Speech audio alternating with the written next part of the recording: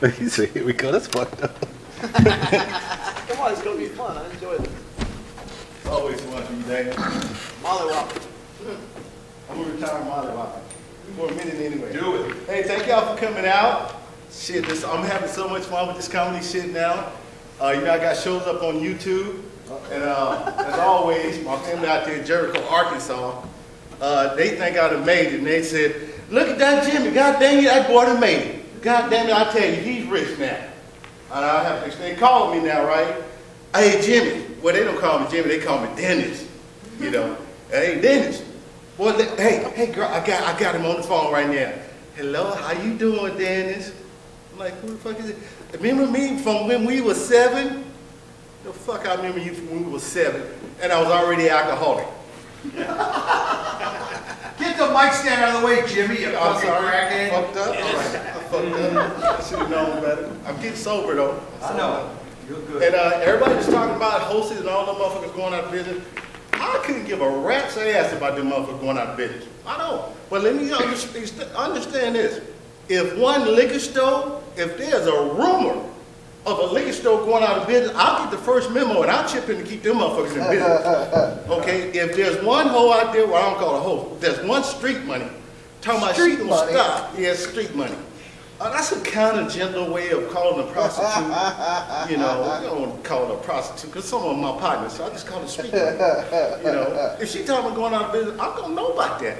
Believe me, I'm gonna know about that. If there was a dope house shutting down, I'm gonna know about that.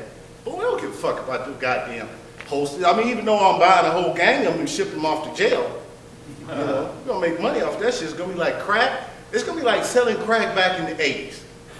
You know.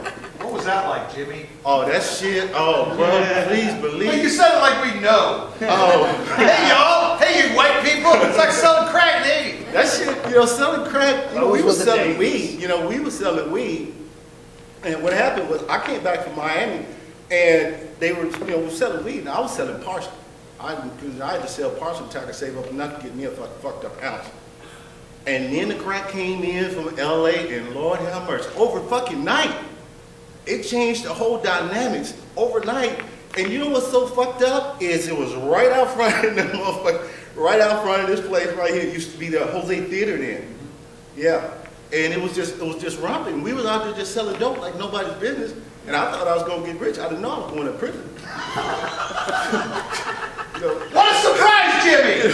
You went to prison for selling crack. No, I was lucky enough that my family, you know, was cool enough and kept me out of that shit. But I thought the judge was the one that sent you to jail and give you the time. I didn't know it was I was kissing the wrong ass.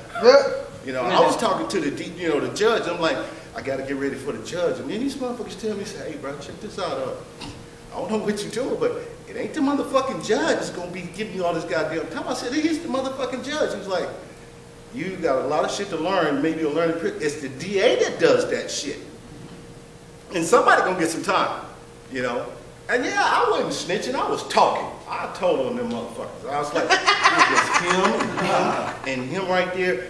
Drive up a little further, drive up a little further. Just, you know, because Palo Alto, man, I'm telling you, Palo Alto, what y'all call it, Palo Alto. But we call it Palo Alto University Avenue. I'm telling you, boy, I can't count how many guns I lost up there. Just get police pull up, you said, oh, you know, and I don't know, some people don't get that thump in your heart when the police get behind you.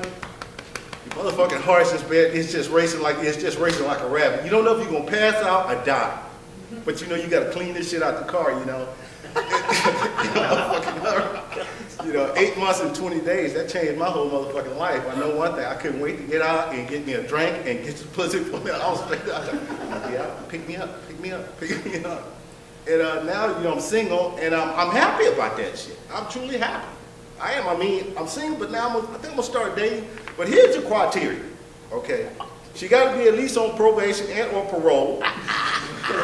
Okay. She has to be at least has been shot, stabbed, or damn near mortally wounded, at least once in her life.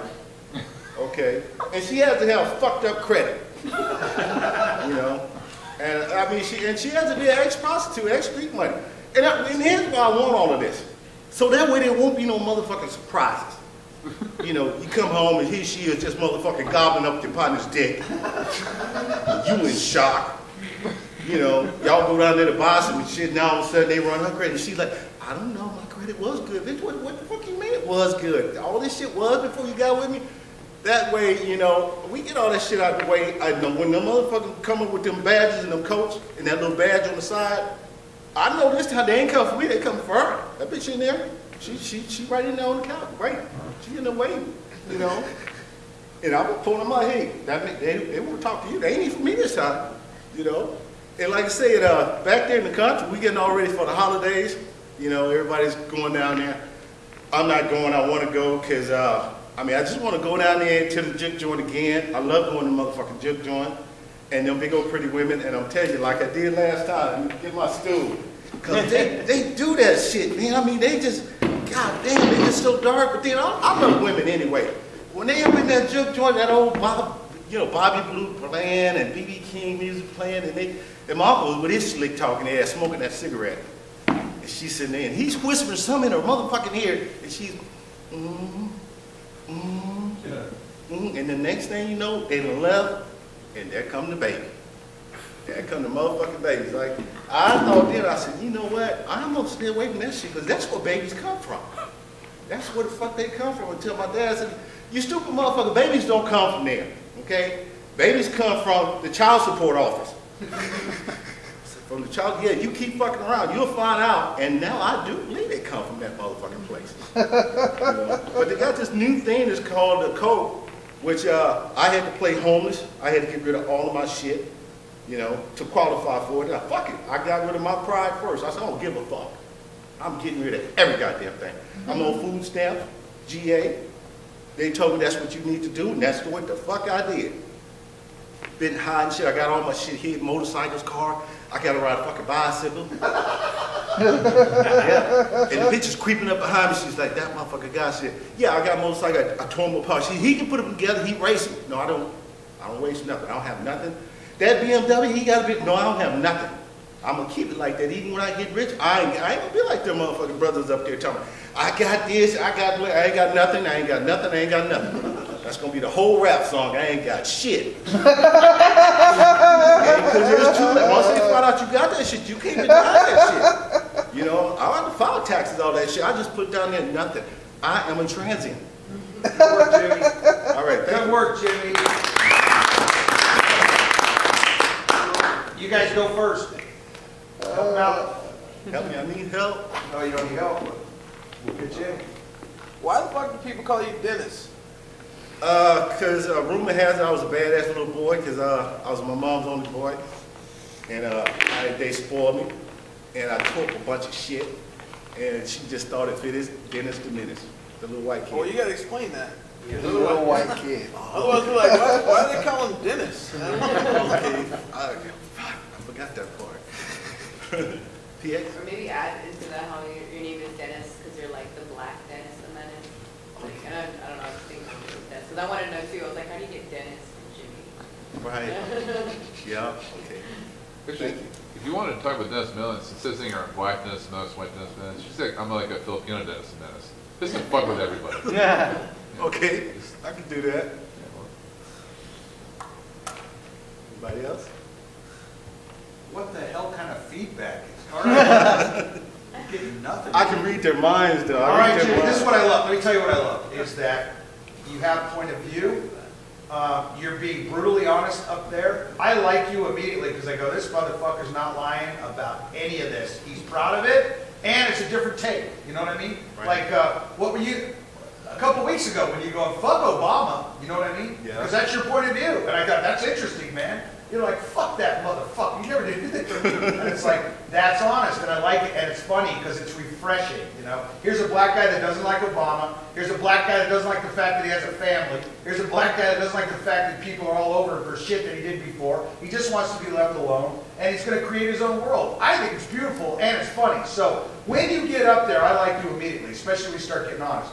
A lot of this material, though, comedy-wise, we're going to have to edit some of it, find out where the punch is, and that's why you get up every single day. And you record, too, which is awesome. Yeah. Even though you have nothing, you're a transient. Look at that great camera recording. Yeah. Okay. It's not mine. Oh, sure. No, it ain't mine. Nothing's mine. I'm not even I here. have nothing. You take my pants, officer. I've seen this on every I'm cop. not watching none of this shit. So, I called my, I just like the idea, or you could, I call them up and my relatives, and they're like, hey, Dennis, and it's like, you know, I mean, they call me Dennis, my name's Jimmy, you know, because they're on crack. You know what I mean? I've never been Dennis. You know, the time before they called me Jeffrey. The time before that they called me Dan. They are fucking stupid, those people. So, you know, that would be even funnier. Your relatives are nuts. They just call you anything every time you call. So I think that's funny. Let's see, a liquor store, keep them in business. I thought that was funny. Call them street money. I'm going to ship them all off to jail. I thought that was interesting. And then you gave us a story, which is great, but it's like, you know, and I could sit there and listen to this stuff all the time because I didn't have that life. I mean, granted, I got busted a number of times. I had a number of, I got busted for intoxication, drunk driving, and shit like that. But some of this real crime stuff, I think is fucking awesome. But, I mean, comedy-wise, right, what's funny about it? I mean, I'm listening going, fuck yeah, man, the guy sold drugs. That's awesome. Then again, you know what I mean? How many people are like that? And it's like, you know, we got to keep it funny. But the idea of, we got to clean it up, right? So you lose a gun, it's Palo Alto. I don't know what's up with that. I did like that line where you said I didn't snitch. I just was talking about the people that did stuff. That's a great line. That's very funny. Injured. I love your criteria for a woman. I thought that was funny, man. Close to death, fucked up credit, ex-street money. So I've never, yeah. When you walk in and she's gobbling your partner's cock or whatever you said, that was a funny line. And it's like, yeah, and then you only got yourself to blame. It's like, I had no, oh wait, you're a hoe. Yeah, that makes sense. You know what I mean? Or just like you'd be okay with that. Because it seems like your world, Jimmy. You got a girlfriend, she's sucking another guy's dick, you walk in and go, oh, sorry, babe, they didn't know you was working. You know what I mean? Right, you go out front and make a sandwich, and then go, hey, Jerry, how you been? You know, you're just talking through the door. That makes it even better. Jerry, how you been? It's like, she got a nasty pussy, don't she? You know what I mean? It's just like, this is Jimmy's world. Jimmy's okay with his woman fucking, his friend, he didn't care. He's not, you know, and I'm not saying I have anything to pay taxes. I love that. Kind of admitting that you're almost like a tax fraud on stage. That's fucking awesome, Jimmy. That's why I love you. I got nothing.